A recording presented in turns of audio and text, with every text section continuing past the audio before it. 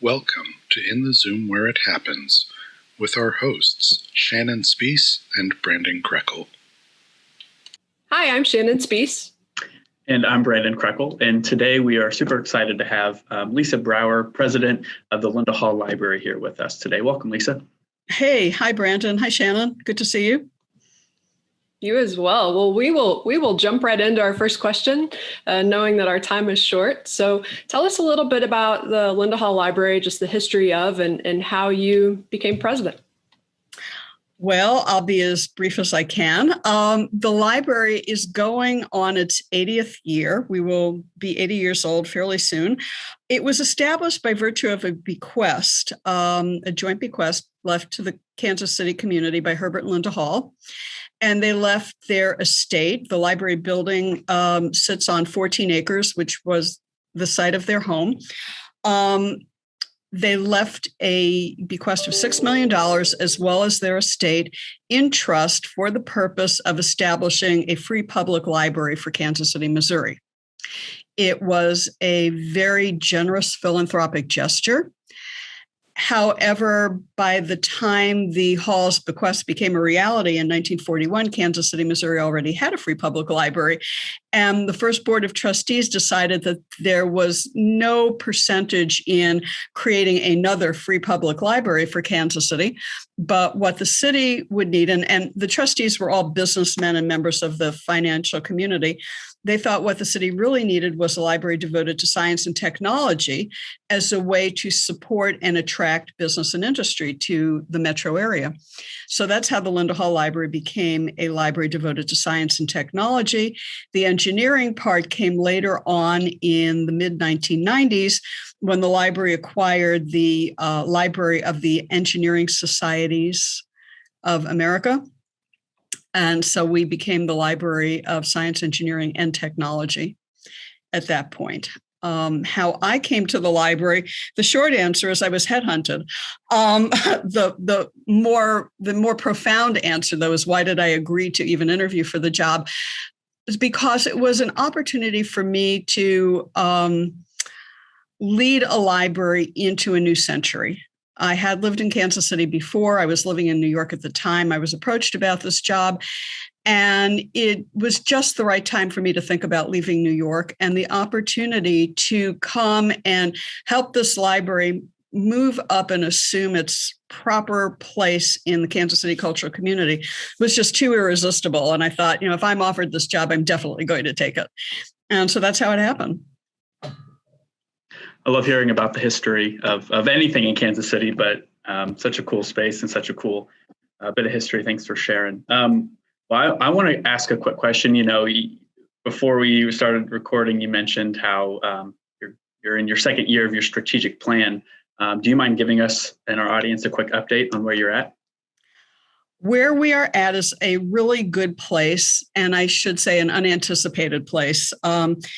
After the first 6 months of the first year of the strategic plan, we found ourselves shutting our doors along with every other cultural organization in Kansas City due to the pandemic. And it was quite ironic because the whole purpose of our strategic plan is to make the library more available and accessible to the community and to welcome people in. And then all of a sudden, on a few hours' notice, we were shutting our doors for an indeterminate amount of time.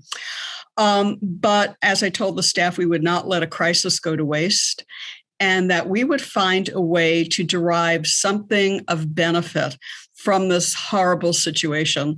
And the something of benefit was we kept on our programming schedule and we added to our already planned programming schedule and grew our programming platform online. And not only did we reach more people in the Kansas City community, but we reached people nationally and internationally, and we grew our audience base by about 250%. It was one of the most rewarding things. We have friends all over the world now who may not have even known about the Linda Hall Library and probably didn't know that much about Kansas City either. And now I think they probably think Kansas City is a pretty wonderful place to live if it can support a library like this one. And It's No, go always ahead, Jenna. it's always good to be able to support your organization, but also the city in which it's in, and especially to those that have never maybe even heard of or considered visiting. So that's fantastic. So with the success of your virtual programming, do you plan on moving forward, having continuing the virtual programming, or doing some sort of hybrid, or what does that look like for the future? The future, my crystal ball is a little cloudy at this point, but I would say yes to all of that. I think there is a place for virtual programming in our future, whether it's synchronous or asynchronous or both. We're experimenting, so we really have yet to make a decision. And my guess, if I had to guess, is that we will have some form of both synchronous and asynchronous virtual programming available. We have a YouTube channel that just went live June 1st. And probably our archive of recorded programming will be located there, as well as programming that is created especially for that channel will be there and accessible on demand. We will probably do a certain amount of live virtual programming as well, but we are hearing from a lot of our local audience members, and they really are looking forward to getting back in the building. And we're looking forward to having them back in the building because I have to tell you, nothing beats live. It's just terrific to get that immediate audience feedback. And I think we've all missed that. The big problem, though, is getting our speakers to want to get in airplanes and fly here.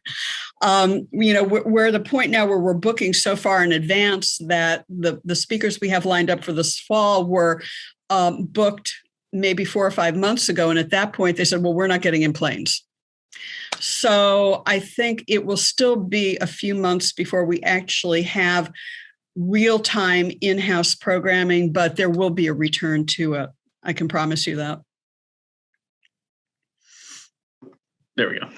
Still having trouble unmuting. I don't know. It's been a year and a half. I guess that's not long enough. But so I went to UMKC. I would walk from class to class, probably through the Arboretum there. And I told Shannon I may have taken a nap or two on one of the benches in between classes.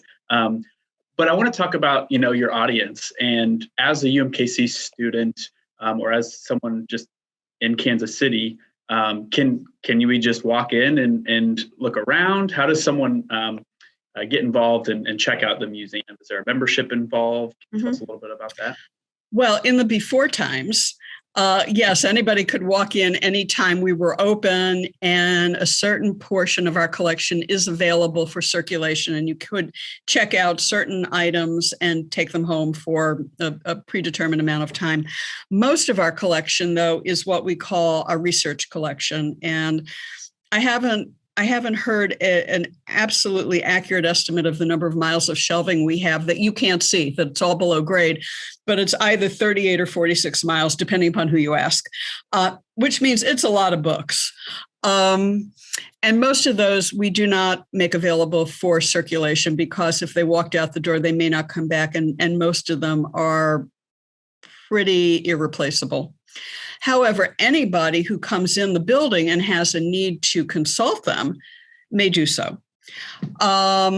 Right now, we're not open to the general public. We're still trying to limit the number of people who come into the building. So we are open now for research purposes only, which means if you have a need to use our collection, you will be welcomed in and you will be given the material you need to complete your work. We hope that after Labor Day, things will stabilize enough that we can get back to our former posture and welcome people in to the building for any reason, whether it's a program or UMKC students were always welcome to come in just to find a quiet place to do their work, whether they needed our collection or not, because the Miller-Nichols Library is a very different kind of library. It's a library that supports group learning and group activity. We're not that place. We're the other kind of library where silence is really prized and precious. So anybody doing work that requires a quiet atmosphere is very welcome here. I would say, though, that until we are open to the public again for any reason, please come and walk our grounds. We have 14 acres of urban arboretum. And Brandon, if you fell asleep on some of those benches, you know how relaxing and tranquil it can be. And before it gets too swelteringly hot outside, come and the grounds are open anytime our front gates are open, which is Monday through Friday from about 7 a.m. till 6 p.m. And if you know how to get in the back way, you can walk the grounds after 6 p.m. If you come in through Holmes, the entrance on Holmes. So, we are available to the community in that way, and we look forward to being more fully open to the community as time goes by. And no, there's no membership fee involved. When we say we are freely available to the public, we mean that. Everything is free of charge. Well, I will say the trees help shade off some of the sun. So even when it is hot, you could still relax and doze off a little bit. Yeah. And you mentioned the 14 acres and just the urban arboretum, and it is beautiful. I've been on the grounds many times, and it's very relaxing. And what a lot of our audience may not know, or just people in general, is that you're not a part of Kansas City, or you're not a part of University of Missouri, Kansas City. You are your own 14-acre space, your own organization, and also that at one time, it may not have been ever available to the public because you couldn't drive on the grounds. Is that correct? Yeah, kind of, sort of. It's mostly correct. Okay. But here's the correct part. We are not a part of the university. We love the university. They are our neighbors. We would like to think that we are their good neighbors, and we frequently collaborate, especially with the School of Engineering, on joint projects and initiatives. So I just want to preface everything I say with that. We love the university. We are surrounded on all sides. I like to say that we're across the street from the university because in any direction you go across the street is the university.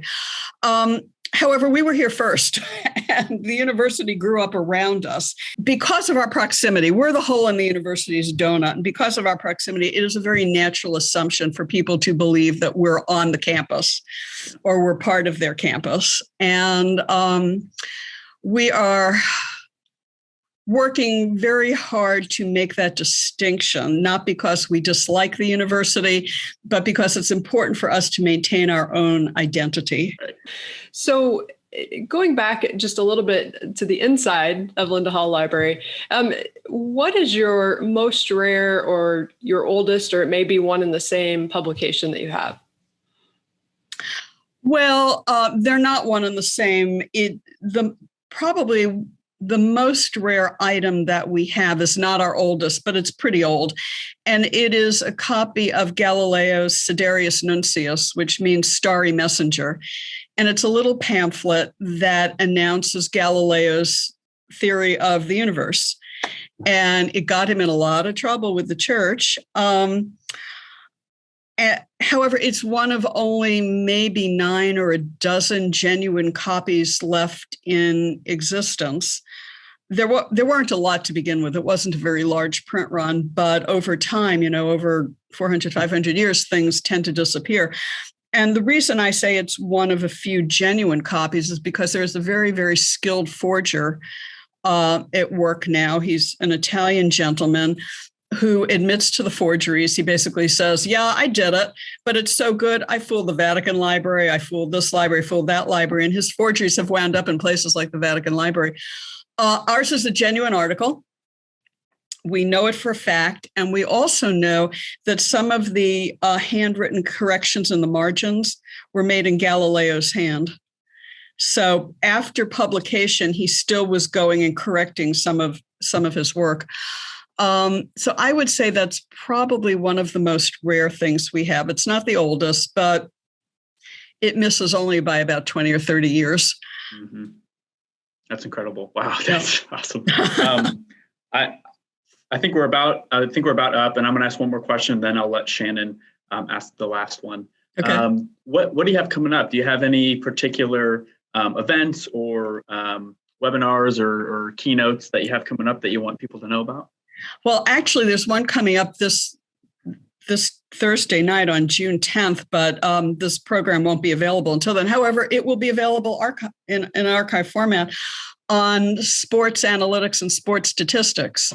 And we have, from time to time, we've invited Daniel Mack, who's the statistician of the Royals, to come and talk about sabermetrics, to our audiences here. And Daniel Mack will be one of several panelists on Thursday night, along with Jeremy Abramson, who's a professor at Stanford University, who will be moderating the panel, and several other people who are working in the area of sports analytics. And we're co-sponsoring this program with the Negro Leagues Baseball Museum. And I think that is a program, the substance of which I'm really not qualified to discuss because I don't know much about it. But I am told that this is a subject of great interest to a great many people. So I would encourage people to look for it on our YouTube channel when the recording is available. That's coming up. And in the fall, we have a professor of biomedicine, I think. She's a superstar in the biology community. She's a professor of biology at Princeton University. Her name is Bonnie Bassler, and she's going to be talking about her cutting edge research. That will be a Zoom program. We know that right now because Professor Bassler is not traveling. So those are a few of the real highlights. On July 21st, we have our annual trivia night coming up. So it's not too soon to start putting your teams together to compete for fabulous prizes. So those are some of the highlights. We're programming all throughout the summer, and our programming calendar is continuously updated on our website. So. Perfect. Well, we always end with the same question. You will be no different. So just wanted to ask one more in that. What is one thing you would like our audience to know about Linda Hall Library?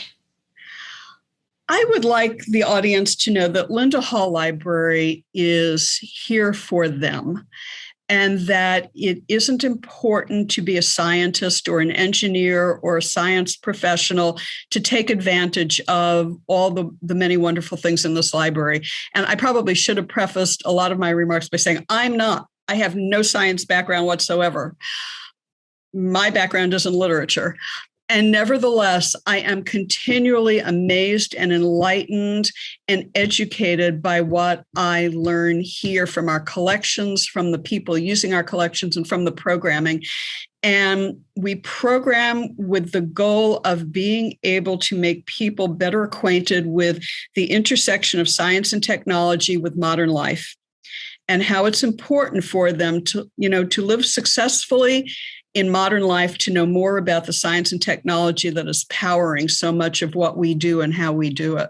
And the Linda Hall Library is prepared to help people become more knowledgeable, and that we are open to everyone and anyone who has a desire to learn. Awesome. Lisa, always a pleasure. I appreciate you educating and enlightening us about the Linda Hall Library. We appreciate you joining us today, and we'll see you next time. You bet. Been fun for me too. Thank you so much. Thank you. Okay.